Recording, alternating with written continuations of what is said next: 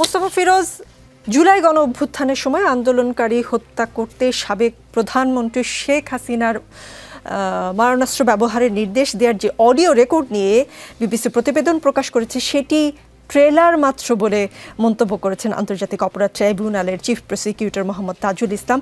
শেখ হাসিনার এই audio record জনমনে যেসব প্রশ্নের জন্ম দিয়েছে তার মধ্যে কমন একটি প্রশ্ন হচ্ছে, সরকারের কেনা যন্ত্র দিয়ে কি তাহলে সরকার প্রধানের ফোনেও আড়ি পাতা হতো, রেকর্ড করা হতো? সরকারের বিশ্বস্ত লোকেরা লাউড স্পিকারে সরকার প্রধানের বক্তব্য রেকর্ড করে রেখেছেন, তার মানে কি? এটা তো আসলে পুরো এই যন্ত্রটাই হলো জিয়াউল আহসান, যেটা মানে গণমাধ্যমে দেখেছি, তিনি এই কলকাঠি নাড়তেন, সবার রেকর্ড করতেন আর কি। এটা হয়তো একটা অটোমেটিক সিস্টেমে যে সবার কথাই রেকর্ড হবে। কিছু হয়তো আলামত তারা ধ্বংস করতে পেরেছে, কিছু আলামত তাদের কাছে আছে বলেই বলছে যে এটা কেবল একটা। যেমন বিবিসি কিছু আলামত পেয়েছে এবং তারা তাদের মতন করে বিশ্লেষণ করে দেখেছে যে এটা একেবারেই সঠিক, কোনো রকম বিকৃতি নাই, যে সামনে যাকে পাবে তাকেই গুলি করবে, এই যে কথাটা।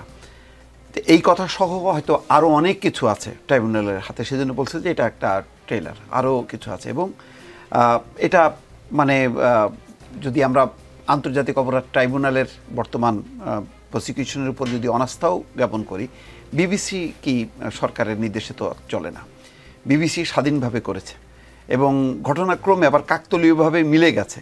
অনেকে মনে করতে পারে এটা কি এটার সাথে কোনো যোগসূত্র আছে কিনা, এরকম সন্দেহ প্রকাশ করতে পারে, কিন্তু আমার ধারণা যে তারা হয়তো পরিস্থিতিটাই এমন যে এই সময়টা তারা বেছে নিয়েছে যাতে সবার আন্তর্জাতিক অঙ্গনে সবার নজরটা পড়ে তাদের দিকে, এবং তারা রাইটলি কাজ করেছে। তারা তো শুধু এটা না, আরও অনেকগুলো তারা ভিডিও পরীক্ষা করে দেখেছে। ওই যে যাত্রাবাড়িতে যে 5ই আগস্ট 3:30টার সময় যে হত্যাকাণ্ড সংঘটিত হয় এবং যে তরুণটা নিজে নিহত হয়েছে, তার পরিবারের কাছ থেকে সেই মোবাইল নিয়ে সেটাও বিশ্লেষণ করেছে। ফলে অডিও এবং ভিডিও পরীক্ষা করে এই ট্রাইব্যুনালের বাইরেও বিবিসি স্বাধীনভাবে করেছে। ফলে এটার কিন্তু ক্রেডিবিলিটিটা অনেকখানি বাড়লো। এখন বলা যাবে না যে আন্তর্জাতিক অপরাধ ট্রাইব্যুনাল যা করছে সেটা একদম ফেক, এর কোনো বেজ নেই, যেটা যেমন প্রথম প্রশ্নটা ছিল। হ্যাঁ, এটা স্বাভাবিকভাবে একটা মনে করা হয় যে বন্দি অবস্থায় কেউ রাজবন্দি হলে এটা নিশ্চয়ই তাকে বলা হয়েছে যে তুমি সাক্ষ্য দাও, তোমার মুক্তির ব্যবস্থা করবে, এবং তাই হয়।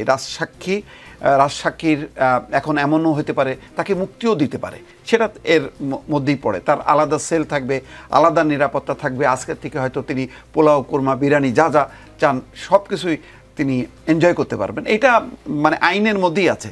কিন্তু চৌধুরী আবদুল্লাহ আল মামুনকে তো আয়না ঘরে নেওয়া হয়নি, অজ্ঞাত স্থানে নেয়নি।